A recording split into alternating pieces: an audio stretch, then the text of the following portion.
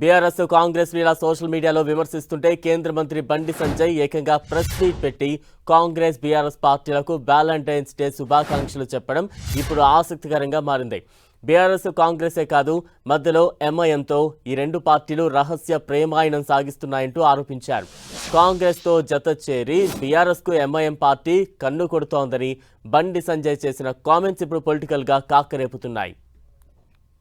కాంగ్రెస్ పార్టీతో పాటు MIM party కూడా ఈ మూడు పార్టీలకు వాలంటీర్స్ డే శుభాకాంక్షలు. ఎందుకంటే ఈ ఇద్దరి మధ్య అటు ఇటు భుజం మీద చేసేది ఎంఐఎం పార్టీ. వీళ్ళ అక్రమ బంధానికి ఎంఐఎం పార్టీ వెనుక భుజం అది నేను చెప్పిన ఎంఐఎం పార్టీ కాంగ్రెస్తో సంసారం చేస్తుంది, బీఆర్ఎస్ పార్టీ కన్ను కొడుతున్నది.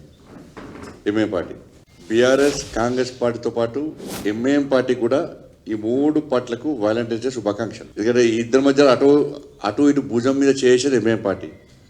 వీళ్ళ అక్రమ బంధానికి ఎంఐఎం పార్టీ వెనుక భుజం అది నేను చెప్పిన ఎంఐఎం పార్టీ కాంగ్రెస్తో సంసారం చేస్తుంది, బీఆర్ఎస్ పార్టీ కన్ను కొడుతున్నది.